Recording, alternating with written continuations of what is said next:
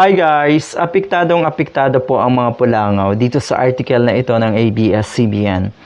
Ito po yan. On this day, February 25, 1986, the Marcoses leave Malacanang. 5 U.S. helicopters were used to transport the Marcos family out of the Malacanang Palace in the evening. At 9:52 p.m., Radio DZRH was first to report that the Marcoses had fled the country.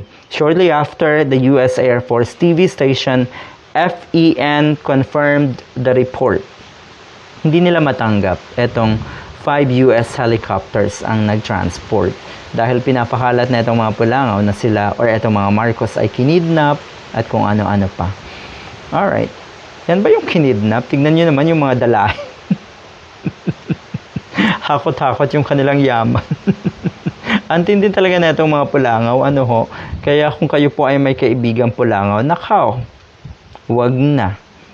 Baka mahawa lang kayo ng kanilang pagiging oto-oto. Matindi So sa comment section po, ngal-ngal itong mga Pulangaw na yung mga ganito daw ay dapat hindi na inaalala. Dapat daw wala ng ganitong article ang ABS-CBN at marami pa pong iba. Anyway, etong isang ito, sabi niya, sineselebrate nyo ngayon ang pag-alis ng mga Marcos sa Malacanang. Dahil yun nga, something to celebrate yun, di ba? Yung parang sa wakas. Malaya na tayo ng panahon na yun. 1986, anyway, hindi pa ako masyadong nagkakamuwang noon. 10 years old or 12 years old pa lang ata ako noon. Anyway, sabi niya, sineselebrate nyo ngayon ang pag-alis ng mga Marcos sa Malacanang. Pero, bumalik na sila ngayon, kami naman ang mag-celebrate sa kanilang pagbabalik.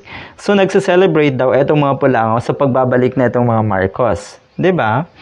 Maganda at sinagot na itong isang netizen. Pero, paalala, yung mga ganito kasing pasakalam na komento, yan po ay totoong troll. Trolls po talaga yung mga yan.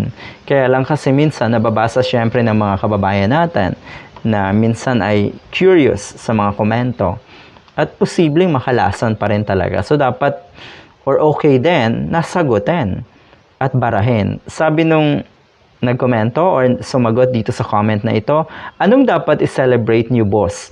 Ang pagtaas ng mga bilihin o ang pag-travel ng Pangulo mo?